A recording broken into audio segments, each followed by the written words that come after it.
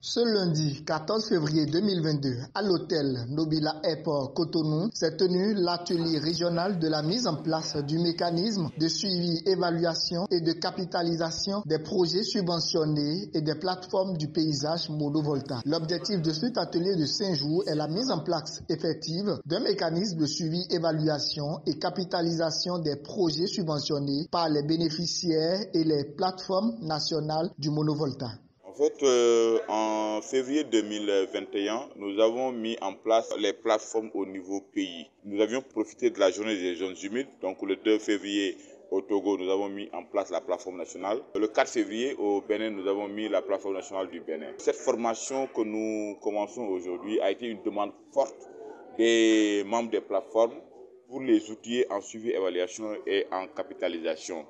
Donc c'est fort de cette recommandation qu'aujourd'hui, on a voulu venir aider les membres de ces plateformes à renforcer leur capacité en suivi, évaluation et en capitalisation des expériences pour leur permettre non seulement de suivre les activités de la plateforme, de suivre les activités mises en œuvre par l'UICN et par le projet PAPBio, c'est un mangrove globalement, mais aussi de nous aider dans le suivi des activités des projets que nous avons subventionnés dans la zone. Pour rappel, nous avons 7 projets dans le monovolta, donc le paysage du monovolta qui est composé du Togo, du Bénin et du Ghana. Nous avons des activités au Togo, 3 projets au Togo, 4 projets au Bénin et puis 2 projets au Ghana. Donc les membres des plateformes vont nous aider à faire le suivi de ces activités. En plus de ces membres des plateformes, nous avons aussi voulu associer les membres, en tout cas les organisations qui ont eu à bénéficier de ces subventions. Donc au Ghana, nous avons l'université de Kumasi qui est là, Arusha, Ghana qui est là.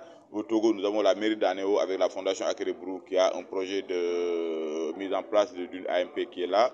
Nous avons l'ONG AHD, l'ONG HI qui a un projet en consortium avec des ONG béninois pour la surveillance du chenal de Baga qui est là.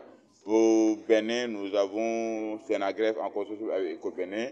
Nous avons RID+, nous avons l'ONG Corou qui est là pour éventuellement se former, renforcer leurs capacités pour pouvoir suivre les activités qu'ils sont en train de mettre en œuvre, mais aussi pour nous aider à peut-être renseigner les indicateurs du projet pour lequel l'UICN sera évalué à la fin du projet par l'Union européenne et puis par la CEDEAO et l'UEMOA. Certains autochtones, contents de recevoir ces étrangers venus des terres lointaines, ont souhaité la bienvenue à leur hôte et un bon déroulement des travaux.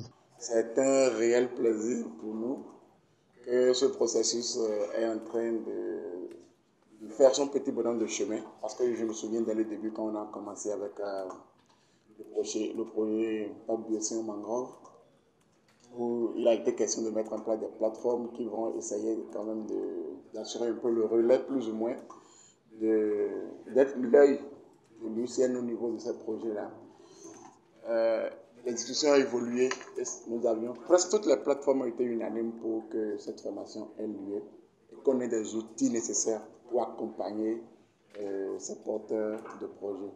Donc, grande est ma joie ce matin que ce processus-là est en train d'être mis en place aujourd'hui et nous aurons les outils nécessaires pour faire le travail que PAPBio nous a demandé.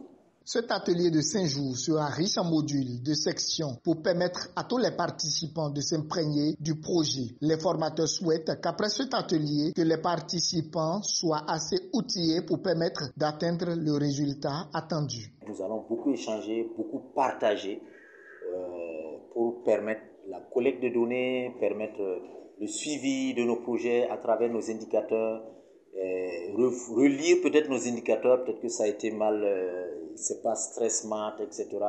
Mais aujourd'hui, c'est pas les changer, mais c'est voir comment nous allons collecter ces données-là, les transformer peut-être en informations, pouvoir les capitaliser pour permettre de suivre l'impact de ces subventions et de façon globale, l'impact du projet Mangrove.